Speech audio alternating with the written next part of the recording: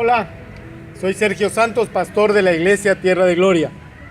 Esta tarde tuvimos una preciosa reunión y hablamos acerca de lo que ocurrió en Filipos. Y yo le decía a la congregación, a manera de un resumen, y el tema de la prédica era ¿qué pasó en Filipos? Así que leyendo esto en la Biblia, está en el capítulo 16 del libro de los Hechos. ¿Qué pasó en Filipos? Sucede que uno puede observar el mover del Espíritu Santo, porque el libro de los Hechos habla de los hechos de los apóstoles, pero en realidad son los hechos del Espíritu Santo. Y cuando uno ve esto en el capítulo 16, uno puede observar cómo el apóstol Pablo estaba en un proceso, estaba en una ruta, estaba en un plan de viaje y el Espíritu Santo les impidió continuarlo. Tuvieron una visión, vieron a un joven macedonio, a un varón macedonio que les rogaba y que les decía, ayúdanos. Y esto refleja lo que una ciudad necesita. Yo creo que como ciudades, como sociedad, necesitamos que Dios intervenga en ellas. Hay tres personajes en esta ciudad que uno puede ver cómo fueron impactados. Primer personaje es Lidia. Y dice que llegaron a una reunión ahí junto al río. Y Lidia estaba en la oración. Y Lidia no había estado nunca presenciando un mensaje evangelístico. Así que ahí llegó el apóstol Pablo y ahí les dio el mensaje. Y fue tan impactante que ellos ese día, Lidia decidió aceptar a Cristo, ser bautizada y después trajo el evangelio a su casa. Yo creo que como familia necesitamos al evangelio, el poder del evangelio, el diseño de Dios en nuestra familia, en nuestra casa. Como pastor, frecuentemente hoy tenemos necesidad de dar consejos a familias que están pasando por una crisis. La crisis en la familia cada vez es más evidente. Unos van a psicólogos, otros van a otras consejerías, a otras sesiones, pero lo que realmente necesitamos es que Dios venga al corazón de las personas. Así que Lidia recibe a Dios y lleva el evangelio a su familia. Otro personaje que aparece aquí en el libro de los Hechos, capítulo 16, por ahí del versículo 17, se trata de una señorita, de una joven que era esclava, que era usada, que era negociada a través de un don de adivinación. Esto parece desapercibido, porque por varios días se manifestaba el demonio con halagos para el apóstol Pablo, pero en realidad había una actividad degradante a fondo. Y nuestra sociedad, a veces no percibimos que un poder demoníaco, que un espíritu hace influencia en las personas, en la sociedad, y muchos de ellos generan negocios, recursos de esto.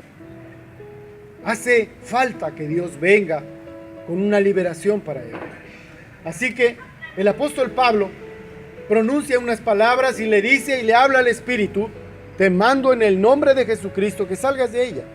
Así que esa expresión de libertad, esa acción de libertad es la que necesitamos portar a nuestras ciudades, para que jóvenes dejen la esclavitud, para que jóvenes dejen con la tendencia a la drogadicción, a la prostitución.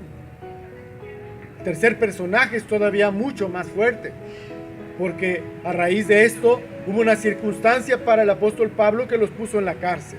La Biblia dice que los colocaron en la celda de más adentro, pero cuando eso sucedía, a medianoche, él, Pablo y Silas estaban cantando himnos.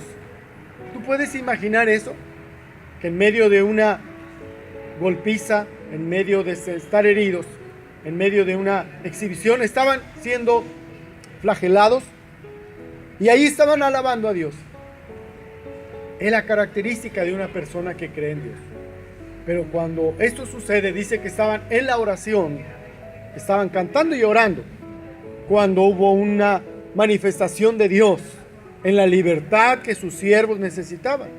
Así que cuando tú eres creyente, cuando tú crees en Dios, Dios va a manifestarse en tu vida, en tu entorno, para que tú seas libre de todo ataque, de toda estrategia que se arma contra ti.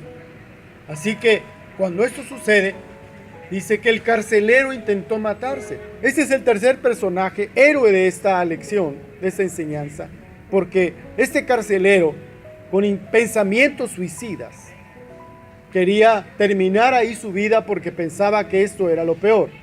Así que cuando esto se ve en la Biblia, uno puede detectar que esto nos pasa en la sociedad día a día. Porque hoy, cuando uno tiene una crisis, cuando hay un problema, el primer pensamiento es a quitarse la vida. Pero cuando el Evangelio viene, cuando viene el poder de Dios, uno puede experimentar esa libertad y es el por qué vivir. Aquí, en esta página de la Biblia, dice que el carcelero les preguntó, impresionado, ¿qué debo hacer para ser salvo? Y existe ese versículo en la Biblia, ese versículo muy conocido, famoso, por decirlo así, reconocido, recordado, pensado. Dice, ellos le dijeron, cree en el Señor Jesucristo y serás salvo tú y tu casa. Así que, ¿por qué te digo esto? Porque ese carcelero recibió el Evangelio, lo llevó a su casa, se convirtió a Cristo, impactó a su familia.